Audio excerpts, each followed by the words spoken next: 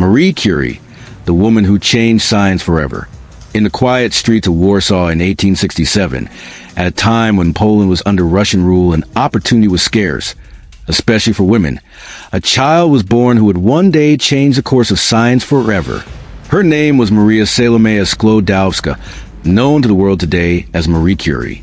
Her life would become a story of sacrifice, brilliance, perseverance, and an unyielding passion for knowledge. Early life in a divided land.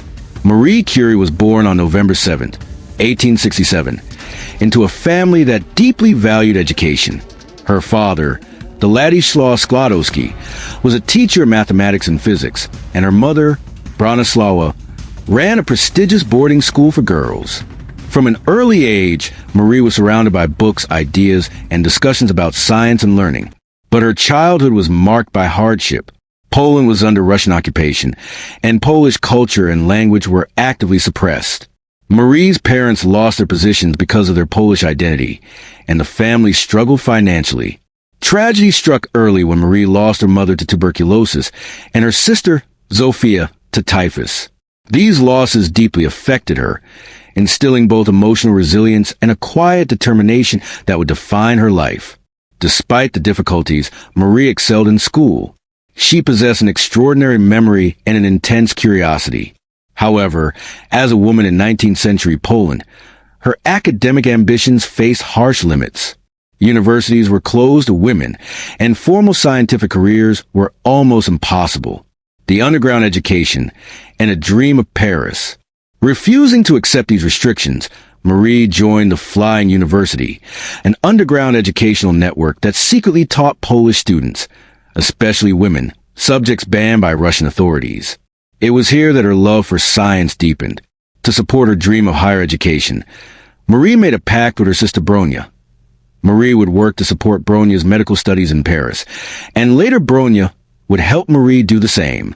For years, Marie worked as a governess, often living far from her family, studying alone at night after long days of work. Finally, in 1891, at the age of 24, Marie arrived in Paris with little money, limited possessions, and immense hope. She enrolled at the Sorbonne, one of the world's most prestigious universities, and adopted the French version of her name, Marie. Struggles and triumphs at the Sorbonne. Life in Paris was harsh. Marie lived in a tiny, unheated attic, often surviving on bread and tea. Winters were brutally cold, and hunger was constant. Yet her passion for learning outweighed every discomfort. She studied physics and mathematics with relentless focus, often forgetting to eat. Her dedication paid off. She graduated first in her class in physics in 1893 and earned a second degree in mathematics the following year. It was during this time that she met Marie Curie, a quiet, brilliant physicist whose research focused on magnetism and crystallography. They married in 1895, forming one of the most legendary partnerships in scientific history, the discovery that changed the world. In 1896, scientist Henri Becquerel discovered that uranium emitted mysterious rays. Marie became fascinated by this phenomenon and chose it as the subject of her doctoral research. Using Pierre's sensitive measuring instruments, she began studying uranium and other elements. Marie made a groundbreaking observation. The radiation did not depend on the chemical form of the element. This meant the source of the energy was within the atom itself, a revolutionary idea at the time. She coined a new term for this phenomenon, radioactivity. As her research progressed, Marie discovered that the mineral pitchblende was more radioactive than pure uranium. This could only mean one thing. It contained unknown elements even more powerful than uranium. In 1898, Marie and Pierre announced the discovery of two new elements. Polonium, named after Marie's homeland, Poland. Radium, a substance so radioactive it glowed faintly in the dark. The work was physically exhausting and dangerous. The Curies processed tons of pitchblende by hand in a makeshift laboratory, an old shed with no proper ventilation or safety equipment. They had no idea of the long-term health risks of radiation exposure. But they were driven by discovery, not fear, global recognition, and the Nobel Prize. In 1903, Marie Curie became the first woman to win a Nobel Prize, sharing the Nobel Prize in Physics with Marie Curie and Henri Becquerel for their research on radiation. Despite this achievement, recognition did not come easily. Many institutions tried to exclude Marie, crediting Pierre instead. Pierre himself openly insisted that Marie's contributions were equal to his own. Tragedy struck again in 1906, when Pierre was killed in a street accident, crushed under a horse-drawn carriage. Marie was devastated. She had lost not only her husband, but her scientific partner. In the face of immense grief, Marie did something extraordinary. She accepted Pierre's position at the Sorbonne, becoming the first woman to ever teach there. A second Nobel and unmatched legacy. Marie continued her research with unwavering determination. In 1911, she achieved something no one had ever done before or since. She won a second Nobel Prize, this time in chemistry, for the discovery of polonium and radium and for isolating radioactive elements. She became the first person to win Nobel Prizes in 2 different scientific fields. The first woman to win 2 Nobel Prizes. One of the most influential scientists in history. Yet her life was far from easy. She faced public scandal, sexism, and political attacks. Even after her achievements, she was denied membership in the French Academy of Sciences, simply because she was a woman. Saving lives during World War I. When World War I broke out, Marie turned her scientific knowledge into humanitarian action. She recognized that X-rays could help doctors locate bullets and shrapnel in wounded soldiers.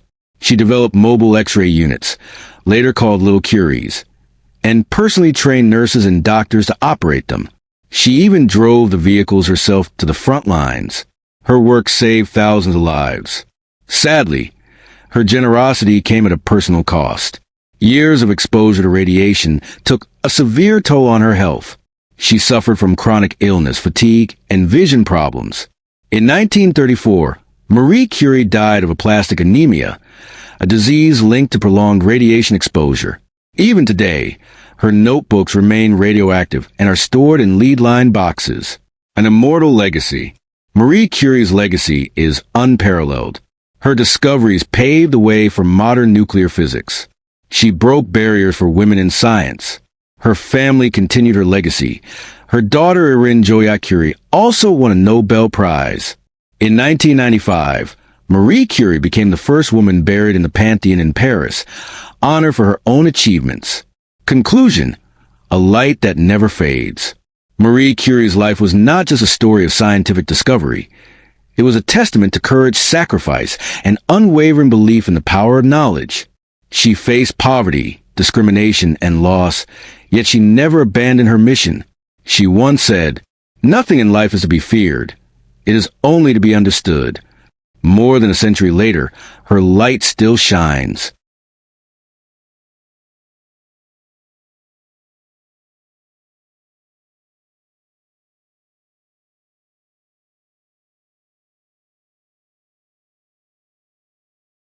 Did you know that Marie Curie's notebooks are still radioactive today, more than 100 years after she wrote in them? This fact alone speaks volumes about the groundbreaking nature of her work. But there's so much more to her story. In this video, we'll uncover how a young girl from Poland became the first person to win 2 Nobel Prizes in different fields. We'll trace her journey from a country struggling under foreign occupation to the pinnacle of scientific achievement, revealing the personal sacrifices and unwavering dedication that made her a legend. In the late 19th century, Warsaw was a city under the iron grip of the Russian Empire. It was here, on November 7, 1687, that Maria Skłodowska entered the world. The Poland of her birth was a far cry from the independent nation it had once been. Divided and conquered by its powerful neighbors, the country struggled under foreign rule, its people yearning for freedom and self-determination. Maria's family, the Skłodowskis, were no strangers to the challenges of life in partitioned Poland. Her father, Władysław, was a respected teacher of mathematics and physics, his passion for science a beacon of intellectual curiosity in a time of cultural suppression. The Russian authorities, ever vigilant against Polish nationalism, had implemented strict controls on education and language. Polish history and literature were forbidden subjects, replaced by Russian equivalents in a bid to erase the country's distinct identity. Despite these obstacles, young Maria's mind blossomed. Her father's love for science proved contagious, and she often found herself poring over his books or assisting him with simple experiments. The Skłodowski home became a sanctuary of learning, where the wonders of the world could be explored, free from the oppressive atmosphere outside. But life in Warsaw was far from idyllic. The constant threat of arrest or deportation loomed over those who dared to resist Russian rule. Many of Maria's relatives had suffered for their involvement in the January uprising of 1863, a failed rebellion against Russian control. These family stories of sacrifice and resistance instilled in Maria a deep sense of Polish pride and a determination to overcome adversity. Tragedy struck the Skłodowski family when Maria was just 10 years old. Her mother, Bronislawa, succumbed to tuberculosis after years of illness. The loss was devastating, leaving Maria and her siblings in the care of their grieving father. As if this blow wasn't enough, Maria's older sister Zofia died of typhus just 2 years later. These early encounters with death shaped Maria's emotional landscape, teaching her the harsh realities of life and the importance of perseverance in the face of overwhelming sadness. The economic situation in Russian-controlled Poland was dire, and the Skłodowski family felt the pinch acutely. Władysław's teaching salary was meager, and he struggled to provide for his remaining children. Maria learned the value of frugality and hard work, traits that would serve her well in the years to come. Despite their financial hardships, education remained a priority in the Skłodowski household. Maria excelled in her studies, her natural intelligence honed by the challenging circumstances of her upbringing. As Maria entered her teenage years, the political climate in Warsaw grew increasingly tense. Russian authorities cracked down on any perceived signs of Polish nationalism, arresting dissidents and closing Polish-language schools. The Skłodowskis and their fellow Poles lived in a state of constant vigilance, careful not to draw unwanted attention from the occupying forces. Yet even in this atmosphere of fear and oppression, Maria's curiosity about the world around her continued to grow. She devoured books on physics and chemistry, subjects that offered a glimpse into the fundamental workings of the universe. These early forays into scientific thought planted the seeds of what would become a revolutionary career, one that would change our understanding of matter itself. In the late 19th century, the path to higher education for women in Russian-occupied Poland was not just difficult, it was non-existent. Marie Curie, burning with an insatiable desire for knowledge, faced a stark choice: abandon her dreams or find a way to defy an entire system designed to hold her back. Undeterred by the obstacles before her, Marie forged a pact with her older sister Bronislawa that would shape both their futures. The sisters' plan was as ambitious as it was risky.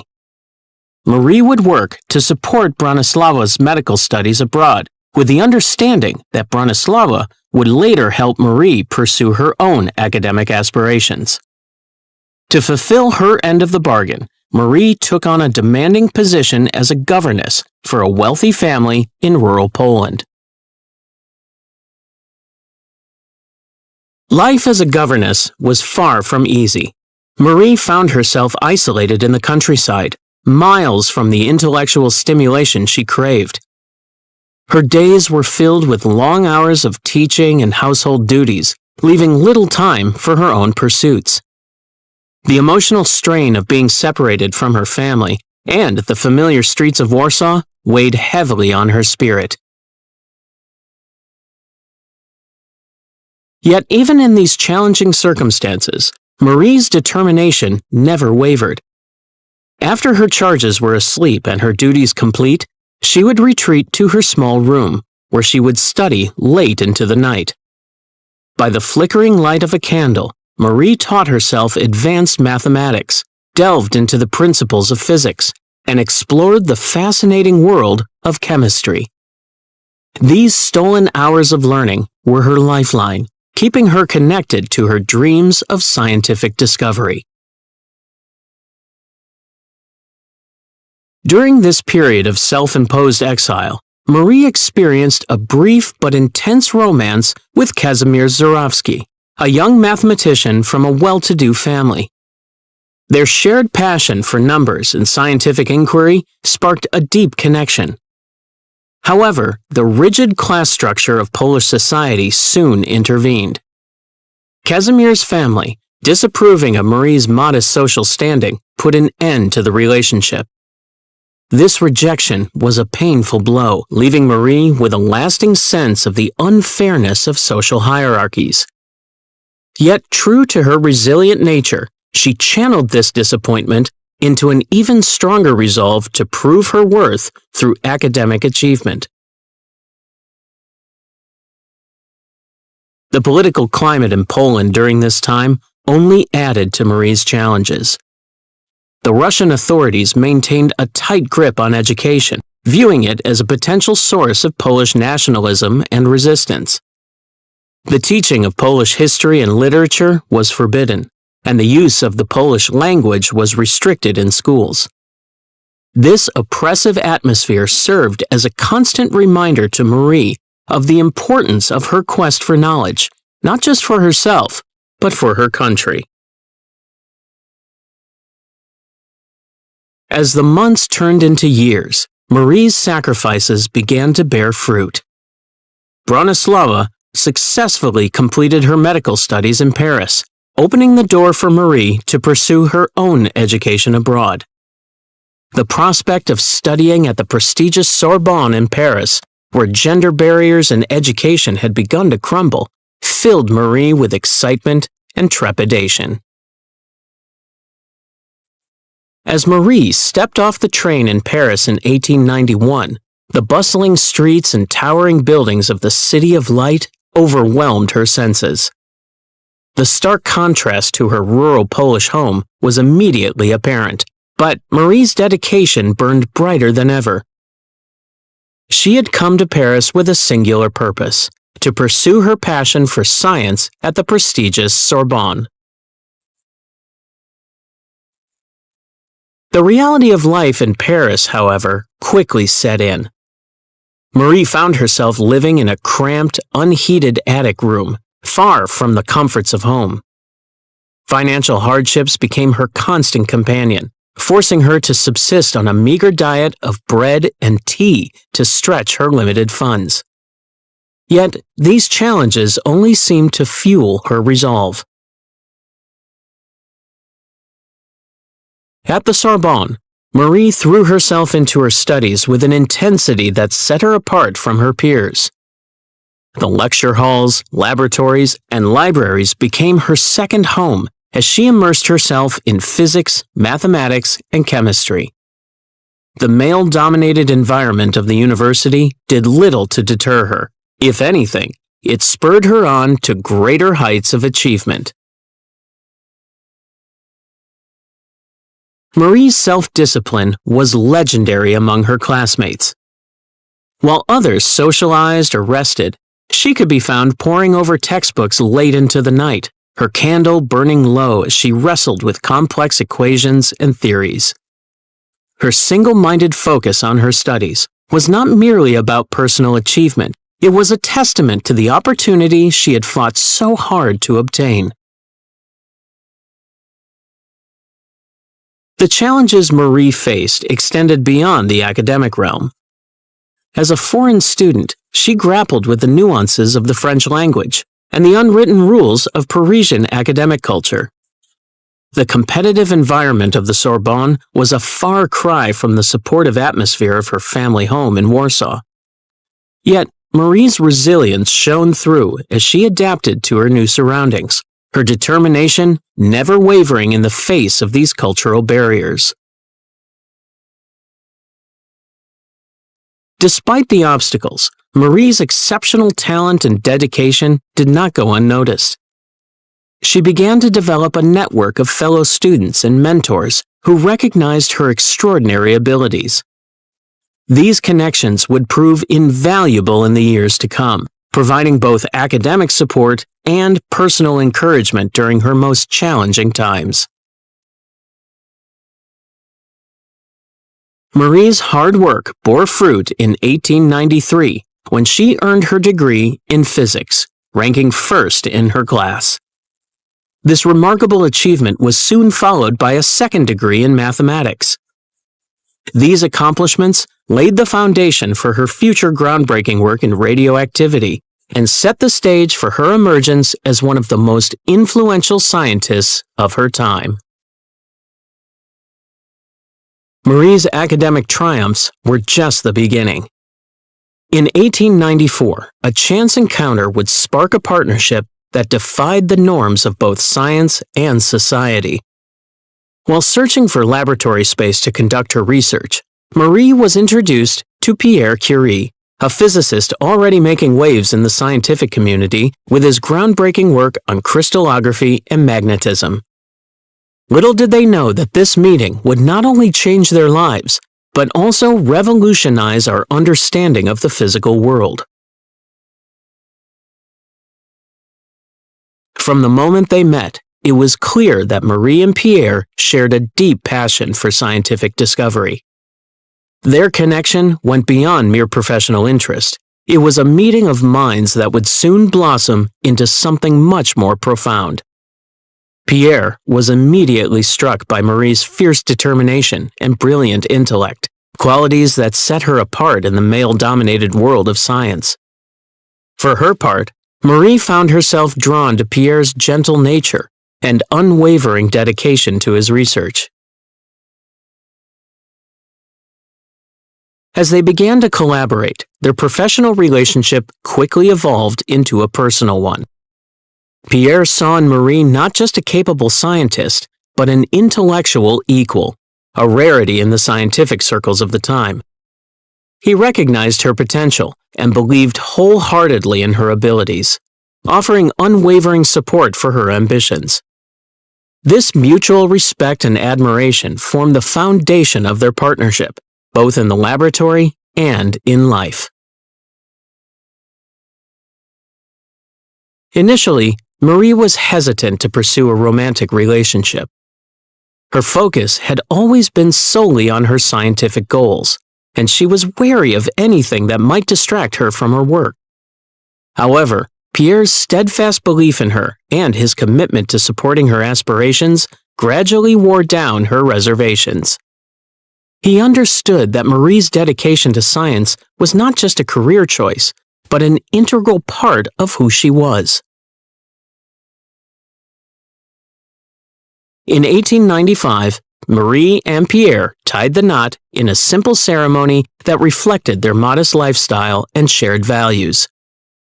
In a testament to her practical nature and dedication to her work, Marie chose to wear a dark blue dress for the occasion, one that she could later use in the laboratory. This decision symbolized the intertwining of their personal and professional lives, a union of hearts and minds that would prove to be extraordinarily fruitful.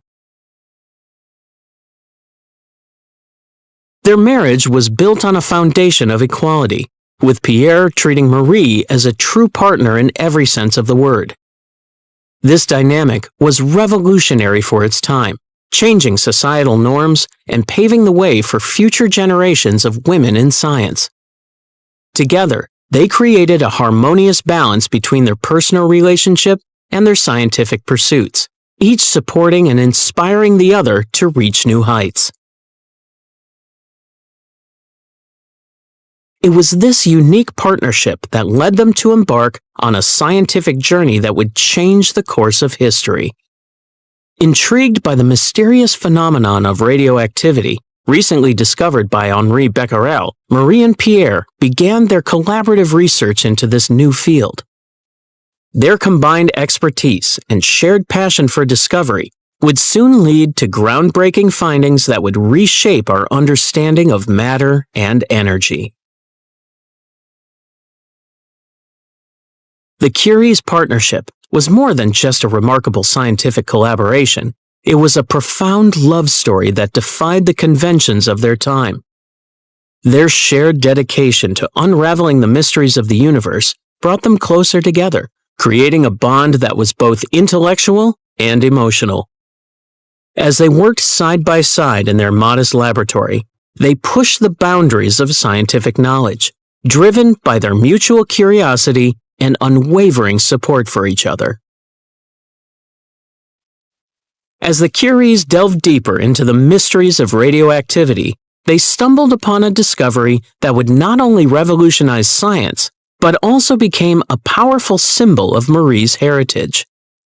In 1898, while investigating a peculiar radiation emitted by uranium, Marie and Pierre Curie discovered something extraordinary, an element 400 times more radioactive than uranium itself. Their journey of discovery began with pitchblende, a mineral known for its high uranium content. However, Marie noticed that pitchblende emitted far more radiation than could be explained by its uranium alone. This observation sparked a relentless pursuit to isolate the unknown substance responsible for this intense radioactivity. The Curie's laboratory was far from the modern facilities we imagine today. It was a converted shed, poorly ventilated and lacking proper equipment. Marie often worked in harsh conditions, stirring heavy cauldrons of pitchblende over open flames. The physical toll was immense, but her determination never wavered. Through painstaking experiments and meticulous analysis, Marie separated the components of pitchblende. She employed a technique called fractional crystallization, which involved dissolving and recrystallizing the material repeatedly. This process allowed her to concentrate the radioactive elements, gradually isolating them from the rest of the mineral. As they neared their breakthrough, the excitement in the makeshift laboratory was palpable.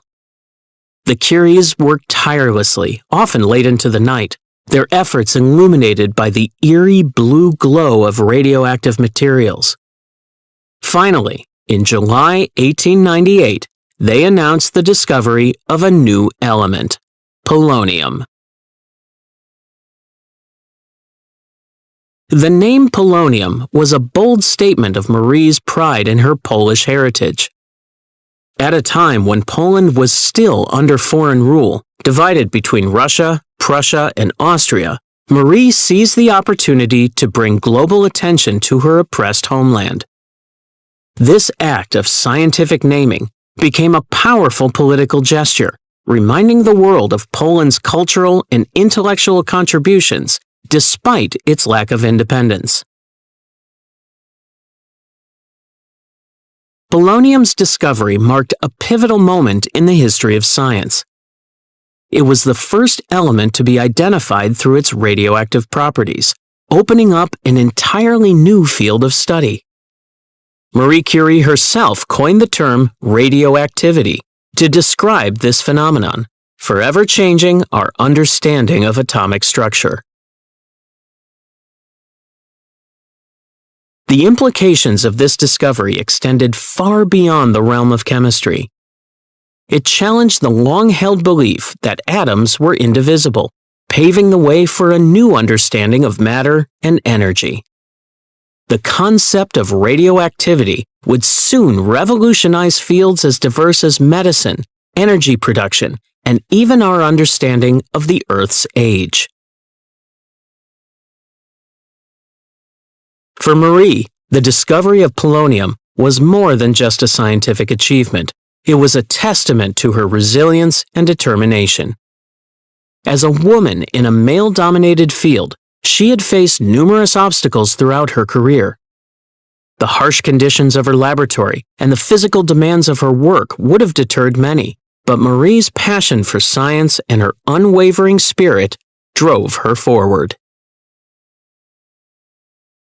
The Curie's discovery of polonium was just the beginning of their groundbreaking work in radioactivity.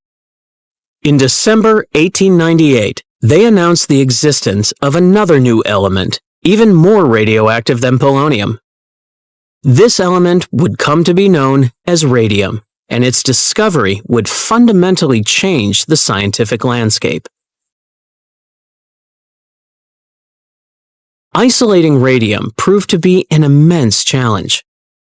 Marie Curie undertook the Herculean task of processing enormous quantities of pitchblende, the mineral from which uranium was extracted. In a makeshift laboratory, little more than a converted shed, she worked tirelessly, boiling down ton after ton of the heavy black ore. The process was grueling, involving countless hours of grinding, dissolving, filtering, and crystallizing the material. As they delved deeper into their research, Marie began to notice a curious phenomenon. Some of the materials they worked with seemed to emit a faint otherworldly glow.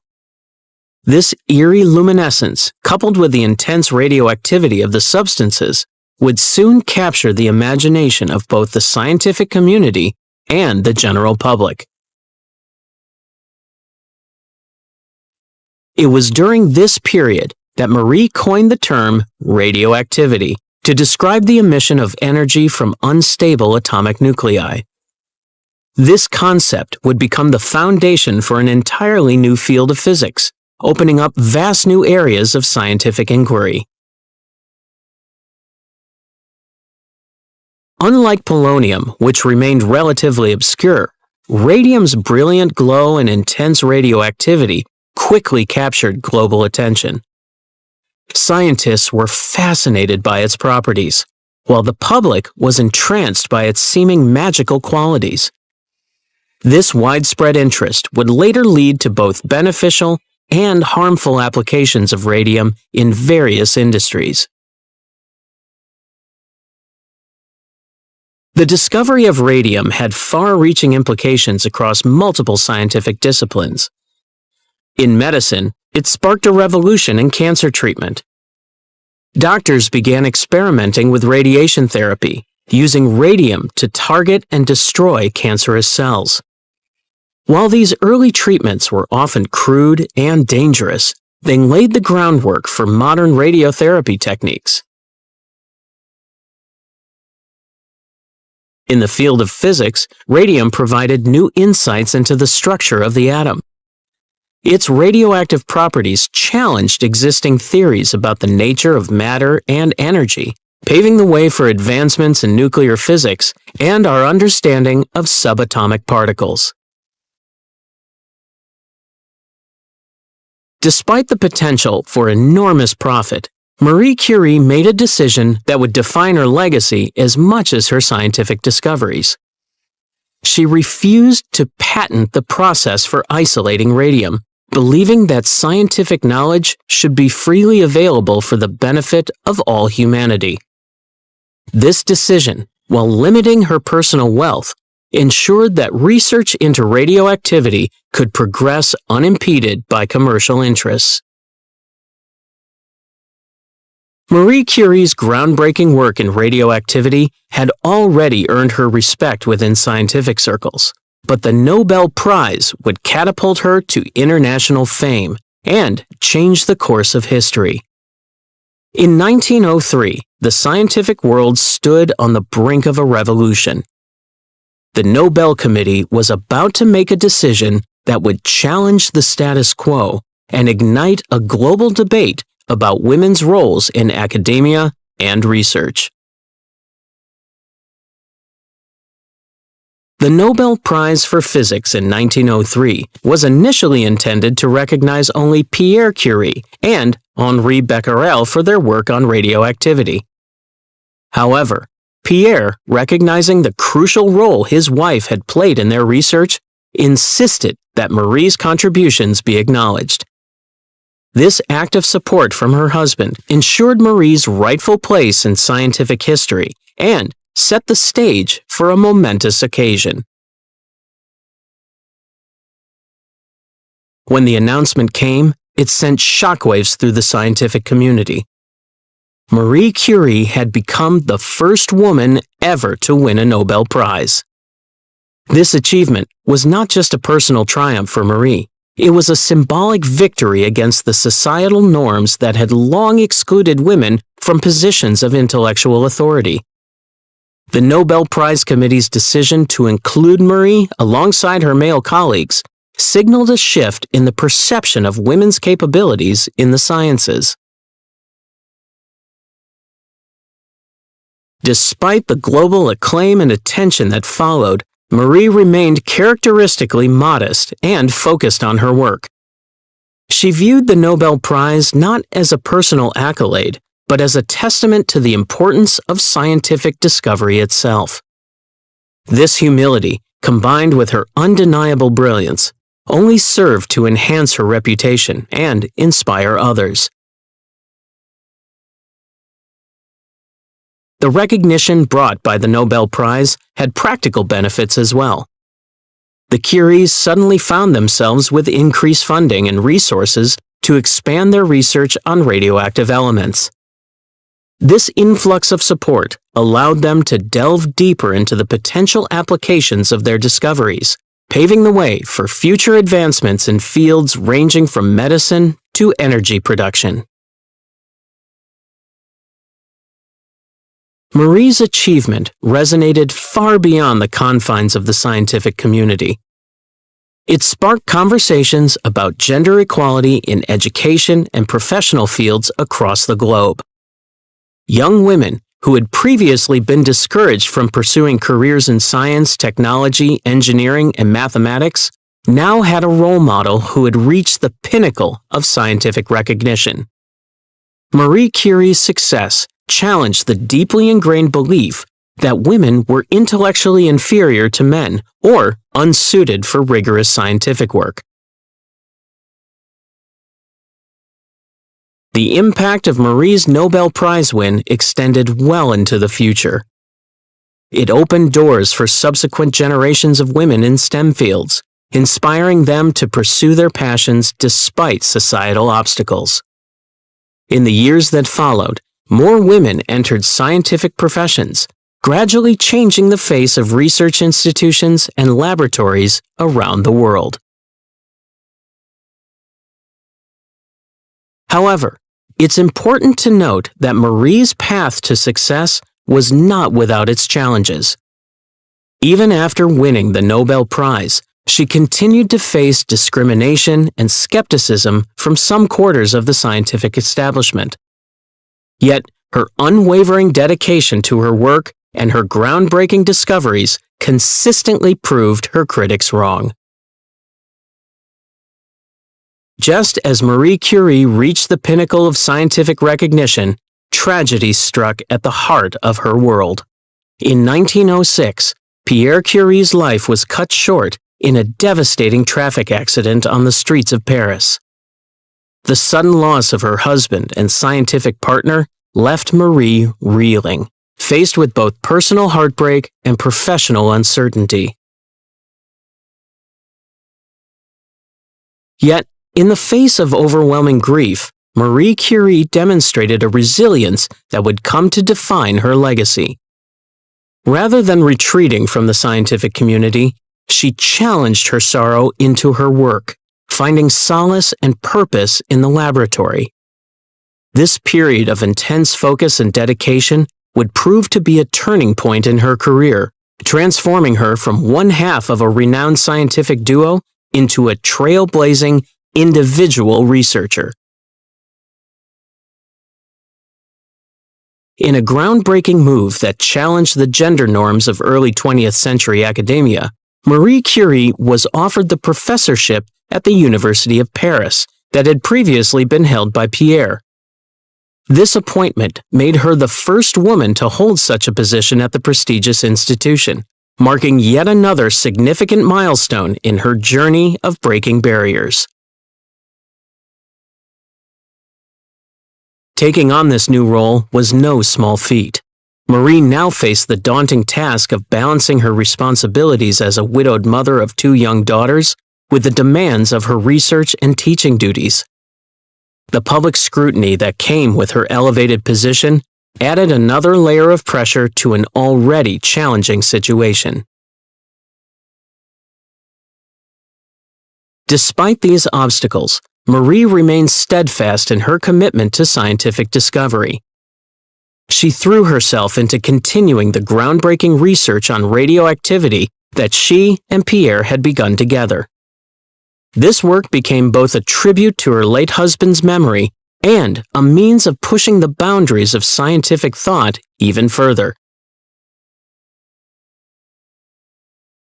Marie's ability to maintain her focus and productivity during this period of personal turmoil was a testament to her extraordinary dedication to science. Her laboratory became a sanctuary, a place where she could immerse herself in the pursuit of knowledge and find respite from the emotional upheaval of her personal life. As she pressed forward with her research, Marie began to make discoveries that would surpass even the remarkable work she had done with Pierre. Her individual achievements during this period solidified her status as a scientific powerhouse in her own right, no longer defined solely by her partnership with her late husband. The strength Marie displayed in the wake of Pierre's death went beyond mere resilience.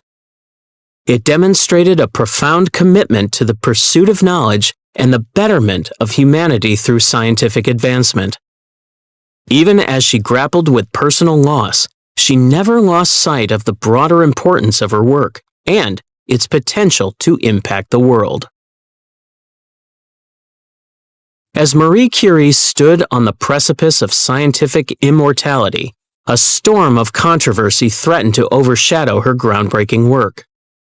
The year was 1911, and Curie was about to shatter expectations once again. Her relentless pursuit of knowledge had led her to isolate pure radium, a feat that would earn her an unprecedented second Nobel Prize. This time, the award would be in chemistry, recognizing her independent contributions to the field. The scientific community buzzed with anticipation. Never before had an individual been awarded 2 Nobel Prizes, let alone in different fields. Marie Curie's work had not only expanded the boundaries of scientific understanding, but had also opened up new realms of possibility in nuclear physics and medical treatments. Her research on radioactivity was paving the way for future advancements in radiation therapy for cancer, a legacy that would save countless lives in the decades to come. However, as news of her impending Nobel Prize spread, so too did whispers of a scandal. Marie's personal life had become fodder for the French press, who eagerly sensationalized her relationship with physicist Paul Langevin. The media frenzy was fueled by a toxic mixture of sexism and xenophobia, with many questioning whether a woman, and a Polish immigrant at that, deserved such high honors. The attacks were vicious and relentless. Newspapers printed salacious stories, twisting Marie's professional relationship with Langevin into a tawdry affair. The public scrutiny was intense, with some calling for her to decline the Nobel Prize.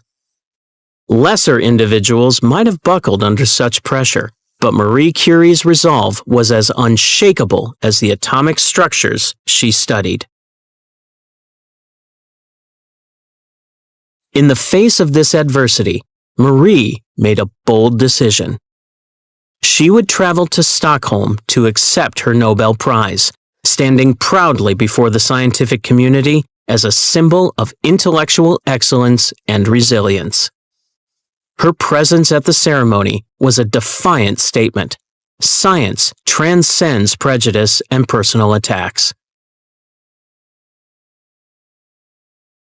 As she stepped onto the stage in Stockholm, the weight of history rested on her shoulders. Marie Curie's acceptance of the Nobel Prize in Chemistry was more than a personal triumph. It was a victory for women in science everywhere. Her unwavering dedication to her work, even in the face of personal tragedy and public scandal, demonstrated that scientific pursuit knows no gender. The significance of this moment cannot be overstated. Marie Curie had not only become the first person to win 2 Nobel Prizes, but had done so in the face of overwhelming adversity. Her achievements in isolating radium and discovering polonium had revolutionized the field of chemistry, laying the groundwork for a new understanding of atomic structure and radioactivity. Yet, even as she accepted this highest of scientific honors, Marie remained grounded in her commitment to the greater good. She had famously refused to patent the process for isolating radium, believing that scientific knowledge should be freely available to all. This selfless act ensured that her discoveries could be used to advance medical treatments and scientific research without restriction. As the world plunged into the chaos of World War I in 1914, Marie Curie found herself at a crossroads. The Nobel laureate, who had dedicated her life to unlocking the secrets of radioactivity, now faced a new challenge: how to apply her scientific expertise to save lives on the battlefield. Curie's response to this call would not only revolutionize wartime medicine, but also cement her legacy as a humanitarian and pioneer. Recognizing the urgent need for better medical diagnostics on the front lines, Curie conceived the idea of mobile X-ray units. These compact, transportable machines, affectionately dubbed Little Curies, would bring the power of radiography directly to wounded soldiers. No longer would critical diagnoses be delayed by long journeys to distant hospitals. Instead, field medics could quickly identify the location of bullets, shrapnel, and fractures, dramatically improving treatment outcomes. But Curie's involvement didn't stop at invention. She personally drove these mobile units to the front lines, navigating through war-torn landscapes and braving the dangers of combat zones. Her presence on the battlefield was a rarity. Few women were allowed such direct involvement in wartime operations. Yet Curie's expertise and determination made her an invaluable asset, transcending gender barriers in a time of crisis. The impact of Curie's work extended far beyond the mobile units. She established over 200 radiological units in military hospitals across France, creating a network of advanced medical care that significantly improved soldiers' chances of survival. These facilities brought cutting-edge technology to the gruesome reality of trench warfare, offering hope where there had been little before. Curie's leadership during this time was nothing short of extraordinary. Recognizing the need for trained personnel to operate the new equipment, she took it upon herself to learn the intricacies of X-ray technology. But she didn't stop there. In a move that would have lasting implications for women in science, Curie trained over 150 female technicians to manage the X-ray machines. This cadre of skilled women not only contributed to the war effort, but also paved the way for greater female participation in scientific and medical fields. The conditions under which Curie worked were often perilous. She frequently found herself near active combat zones, exposed to the same dangers as the soldiers she sought to help.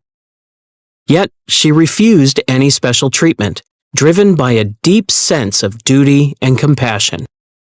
Her dedication was so complete that she even attempted to donate her Nobel Prize medals to support the French war effort. Though the French government declined this offer, recognizing the symbolic importance of her achievements, this gesture spoke volumes about Curie's character and priorities. Curie's wartime efforts showcased a different side of scientific pursuit. Here was a woman who had reached the pinnacle of academic achievement, now using her knowledge not for further accolades, but to directly save lives. Her work during World War I demonstrated that science could be a powerful force for healing and hope, even in humanity's darkest hours. As the world emerged from the shadows of war, Marie Curie's scientific passion burned brighter than ever. The 1920s marked a new chapter in her life, one where she would transform her hard-won knowledge into a lasting legacy. No longer content with merely pushing the boundaries of science, Curie set her sights on shaping its future. In the heart of Paris, a new beacon of scientific progress began to take shape. The Radium Institute, founded by Curie, would become a crucible of innovation, attracting brilliant minds from across the globe. Here, in state-of-the-art laboratories, researchers probed the mysteries of radioactivity, seeking to unlock its potential for the betterment of humanity. But the Institute was more than just a research facility. It represented Curie's vision of science as a collaborative international endeavor. Within its walls, scientists from diverse backgrounds worked side by side, sharing ideas and pushing each other to new heights of discovery. This spirit of cooperation would prove instrumental in advancing the field of nuclear physics and revolutionizing cancer treatment. One of Curie's most significant contributions during this period was her role as a mentor. She took a personal interest in nurturing the next generation of scientists, particularly young women who face significant barriers in the male-dominated world of academia. Among her protégés was her own daughter, Irène Joliot-Curie, who would go on to make groundbreaking discoveries of her own. Curie's influence extended far beyond the laboratory. She became a tireless advocate for scientific education and research funding, crisscrossing the globe to share her knowledge and inspire others. In 1921, she embarked on a historic journey to the United States, where she was greeted with enthusiasm by scientists and the public alike. During her American tour, Curie met with President Warren G. Harding at the White House, a testament to her international stature. But perhaps the most touching moment came when she was presented with a gram of radium, a gift funded by donations from American women who admired her pioneering spirit. This precious substance, worth $100,000 at the time, would prove invaluable in furthering her research. Despite her growing fame, Curie remained focused on her work. The Radium Institute quickly established itself as a world leader in radiation research, pioneering new techniques for treating cancer. Curie and her team developed methods for using radioactive isotopes to target and destroy tumor cells, laying the groundwork for modern radiation therapy. As the decade progressed, the Institute's influence continued to grow. Researchers there made significant contributions to our understanding of atomic structure and radioactive decay. Their work would prove crucial in the development of nuclear physics, setting the stage for further breakthroughs in energy production and medical imaging. Throughout this period, Curie battled ongoing health issues, likely the result of years of unprotected exposure to radioactive materials. Yet, she refused to let her declining health slow her down. If anything, it seemed to fuel her determination to leave a lasting impact on the scientific world. In her role as a scientific leader, Curie championed the cause of international cooperation and research. She believed that science should transcend national boundaries and political differences. This philosophy would prove prescient as the complex challenges of the atomic age would require unprecedented levels of global collaboration. By the 1930s, the invisible enemy that had been Marie Curie's constant companion throughout her scientific career began to make its presence known.